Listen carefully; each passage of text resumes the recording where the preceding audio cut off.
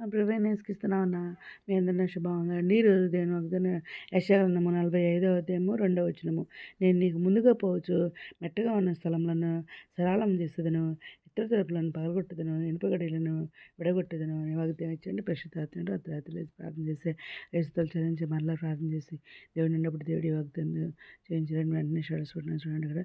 అవునండి, అనుదినం కూడా మనం ఉదయకాలం సాయంత్రకాలం అర్ధరాత్రి ప్రార్థన చేస్తున్నాం, స్తుతియాగం చేస్తున్నాం. బైబిల్ అయితే దేవుని కృపలను పూర్తి రాస్తానండి. ఏ విధంగా చేస్తున్నాం, ఇంకా ఇలాంటి డేస్ కదండి ఇప్పుడు ఉపవాస ప్రార్థన చేస్తున్నాం అనమాట. ఉదయకాలం నుంచి సాయంత్రం దాకా ఏం తినకుండా ఉంటున్నాం కదండి. అయితే ఇంకా దేవుడు ఉన్న వాటిని కన్న వాటిని నీ జరిగిన మెల్లనటిని అందరికీ తెలియచేవారు కదండి. ప్రతిదినం కూడా రాత్రి లేచి ప్రార్థన చేస్తాను, దేవుడి వాగ్దానం అడుగుతాను, దేవుడిని ఇచ్చిన వాగ్దానం నేను యూట్యూబ్లో పెడతాను అనమాట. ఆ రాత్రి మళ్ళీ స్టాటస్ పెట్టుకుంటే దాన్ని మళ్ళీ యూట్యూబ్లో పెడతాను అనమాట. ఇక్కడ యెషయా గ్రంథము 45లో 2వ వచనంలో దేవుడు ఏమంటున్నారంటే, నేను నీకు ముందుగా పోవచ్చు మెట్టుగా ఉన్న స్థలములను సరళం చేస్తాను అంటున్నారు. ఎత్తు తలుపులను పగలగొడతాను, ఇనుప కడ్డీలను విడగొడతానని అంటున్నారు కదండి. దీనికి రిఫరెన్స్ చూస్తే యెషయా గ్రంథము 40వ అధ్యాయం 4వ వచనంలో ప్రతి లోయను ఎత్తు చేయవలెను, ప్రతి పర్వతమును ప్రతి కొండను అణచవలెను, వంకరవి చక్కగాను కరుకైనవి సౌమ్యంగాను ఉండవలెను అని చెప్పేసి దేవుడు మాట్లాడుతున్నారు అనమాట. ఇంకా దీనికి రిఫరెన్స్లలో కీర్తన గ్రంథము 107వ అధ్యాయము 16వ వచనంలో దేవుడు ఏమంటున్నారంటే, ఏలయనగా ఆయన ఇత్తడి తలుపులను పగలగొట్టి ఉన్నాడు, ఇనుప కడ్డీలను విరగొట్టి ఉన్నాడు అని చెప్పేసి దేవుడు ఇక్కడ మాట్లాడుతున్నారు అనమాట.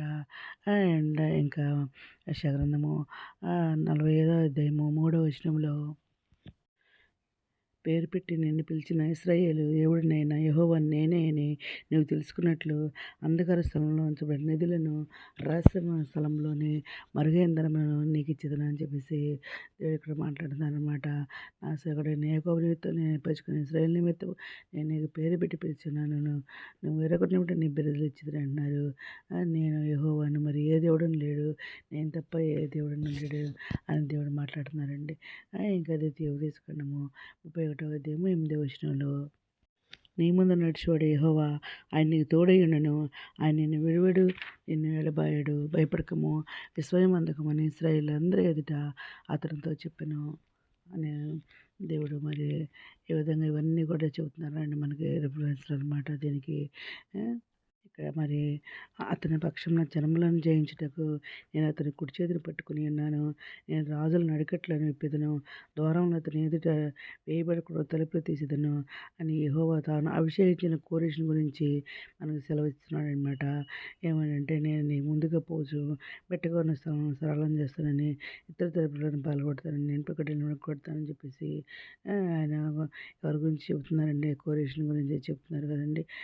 అవి కూడా మనతో కూడా చెప్తున్నట్టు మనం దేవుడు మనకి వాగ్దానం ఇచ్చారు కాబట్టి మనతో కూడా మాట్లాడుతున్నారు అనమాట.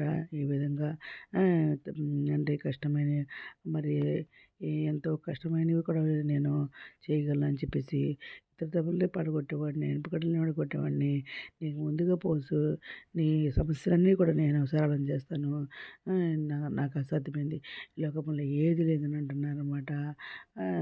దీనికి అన్ని సాధ్యమనమాట.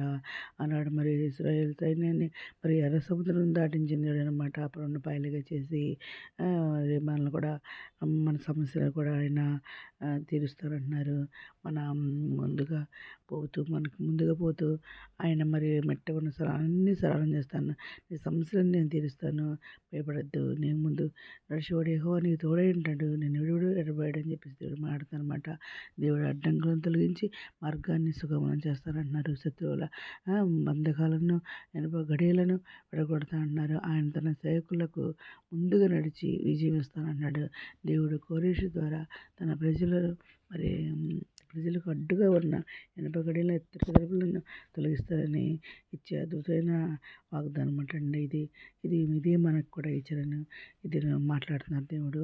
ఏదైనా వాగ్దానం అందరి చేత కోరుకుంటూ ఈరోజు మనం ప్రార్థన చేసుకుందాం.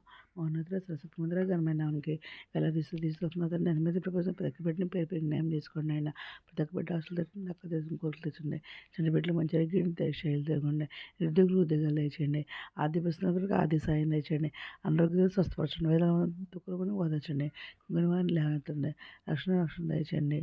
యవనస్తులను బలపరిచిన వెనకాల మీరు కాడి మీద కూర్చోపండి. మీతో రానేరు పిలిచడానికి మీ అందరూ సిద్ధపడ్డ కూర్చోమని ఎత్తుడలో ఉన్న భాగం దయచేయమని మా ప్రభు పీరేశ్వరుని యేసుక్రీస్తు పరిశుద్ధమైన నామమున అడిగి వేడుకొని ప్రార్థిస్తున్నాం తండ్రి.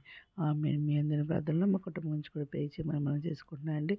ప్రభు సేవలో మీ సహోదరి. God bless you.